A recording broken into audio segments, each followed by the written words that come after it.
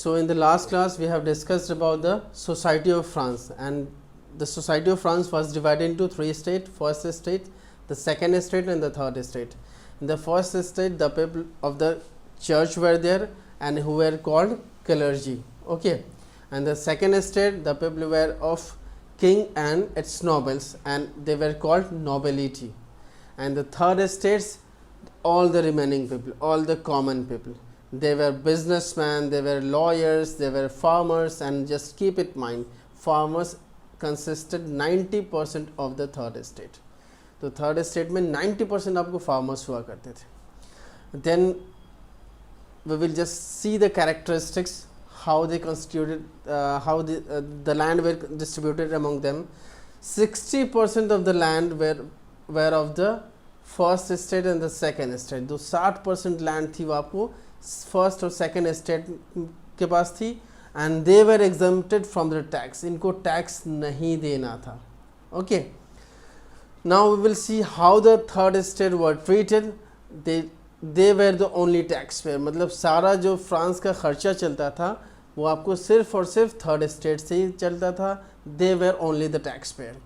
And इसके अलावा they have to work for the first second estate and the first estate, वो भी without any payment. वो आपको फर्स्ट और सेकेंड एस्टेट के लिए वर्क करते थे बिना पेमेंट के. And move on again, they have to pay church tax and it was called tithes. Church tax देना पड़ता था and it was 10% of the production. जो क्रॉप प्रोडक्शन जो भी होता था उसका 10% इन्हें चर्च टैक्स देना पड़ता था थर्ड एस्टेट वालों को. And there is one more tax called taille and it was the direct tax. So there was so much burden on the third estate, on the common people. Okay, so we have seen how the discrimination was done by the king in France. Now moving forward, what happened? In 1715 the population of France was 23 million, but in 1789 it just rose to 28 million. कितना हो गया? 28 million हो गया.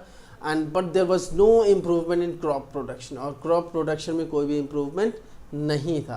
जाहिर सी बात है that would lead to the rise in production, rise in food prices. उसके बाद क्या हो गया? आपको food price का दाम, food का price बढ़ गया, rise in food prices, and which led to the subsistence crisis. इसके बाद क्या आता है? Subsistence crisis आता है. And this is a situation, and how it is defined. It is an extreme situation where the basic means of livelihood are endangered. मतलब जो basic चीज़ें आपको चाहिए वो आपको नहीं मिलता है इस केस में. That's इसी ही हम लोग क्या कहते हैं? Subsistence crisis कहते हैं. अब इनके बाद आता है 14th जुलाई. क्या आता है? 14th जुलाई. और यहाँ पर जो फर्स्ट रीज़न था, और इस दिन क्या होता है? रेवोल्यूशन स्टार्ट होता है. And the first reason was the tax. सबसे पहला रीज़न क्या था? टैक्स.